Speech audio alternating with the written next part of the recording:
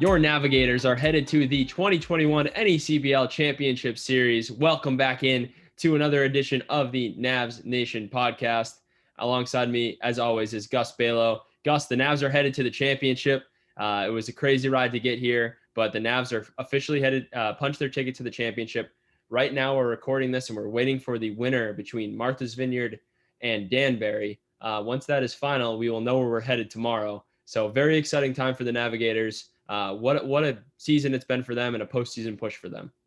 Yeah, absolutely. No question about it. It was an exciting postseason for sure this past week. And yeah, like you said, we're waiting that winner of Martha's Vineyard and Danbury. That should be a fun one tonight down in the Shark Tank. But by the time this podcast comes out, we will know where we'll be headed. So make sure to stay tuned to NS Navigators on Twitter. Regardless of who we play, the home game will be on Thursday. So that'll be a Thursday game. Make sure to come out to Fraser Field. That could be potentially clinch night, depending what happens for either side, regardless if it's the Navs or Danbury or Martha's Vineyard. But it could be a very exciting game. So please make sure to come out to Fraser Field for that game. But let's talk about the postseason as a whole. It started last week against Vermont. The last time we recorded was the day before the postseason began.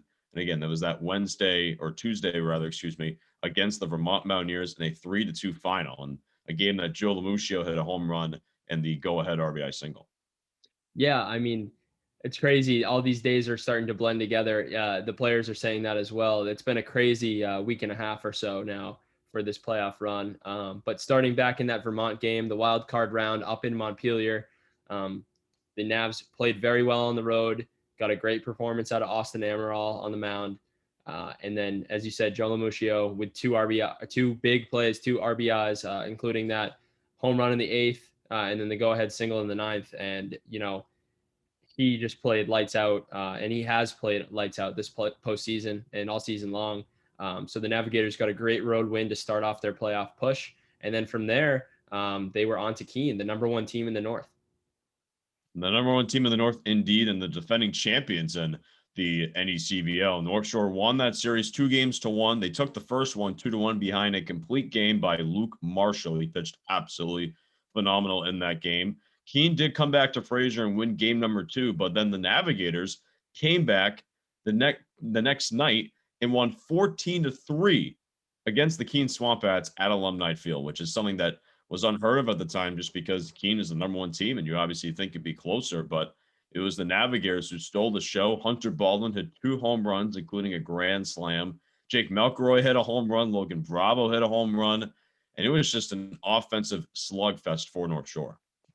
Yeah, and you can't really say much more than that. It was pretty much just an offensive slugfest. The pitchers and defense played well, but our offense really stepped up that night. And, for us to go on the road in must-win situations, it's very telling about this team's resiliency. I think I've been saying that all playoffs long. This team's ability to win on the road when it matters most is really impressive. Let's go back to real quick, Gus, to game one. And you mentioned Luke Marshall's complete game. I think that's about as dominating of a pitching performance in the playoffs I've ever witnessed. Cal Cristofori, the catcher, had to agree that was one of the best pitching performances of his catching career. So to start off the series like that and just to really grind out that 2-1 win on the road really kind of set the tone for them. Although they dropped game 2 at home, they were able to just go back up to Alumni Field and take care of business in game 3.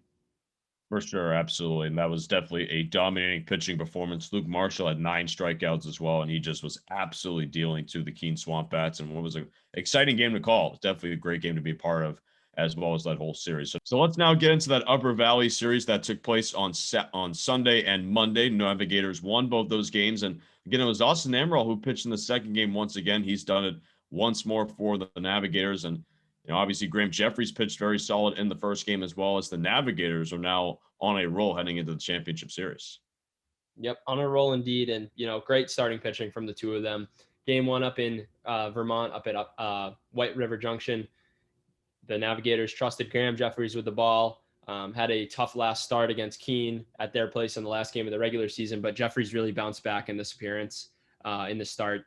And, he threw 6 innings of scoreless ball. He was really helped out by Matthias Haas in that game for sure, who knocked in all 5 RBIs.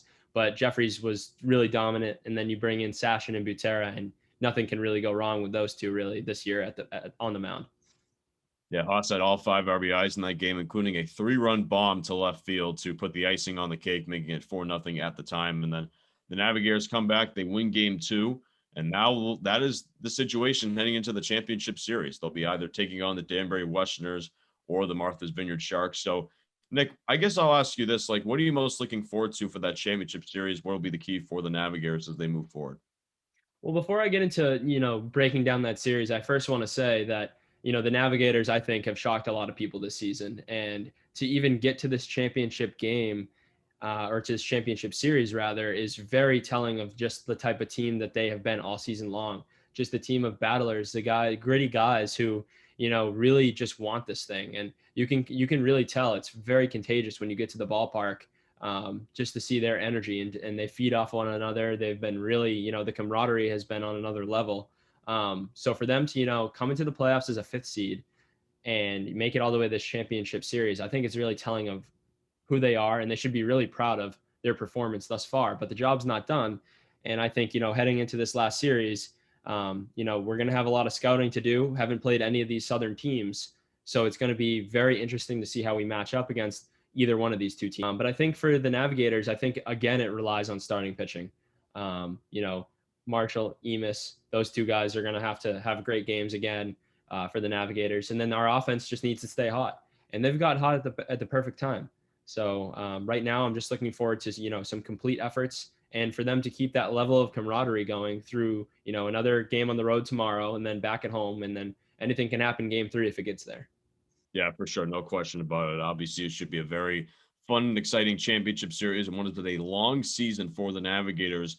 They started back on June 4th. That was opening night. The Navigators won on a sacrifice fly by Joel Muccio. That was game number 1 of what I believe is now 46 or 47. It's something around that area. But nonetheless, the Navigators are 2 wins away from getting their first NECBL championship since 2010. That was the last time North Shore won the NECBL.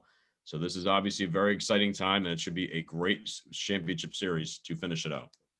Yeah, and you mentioned that last time the Navigators were in the championship series, and in the NECBL, they actually played Danbury in that championship series. To, maybe have that rematch all those years later against Danbury in the Vincent Cup finals and our first season back would be something special.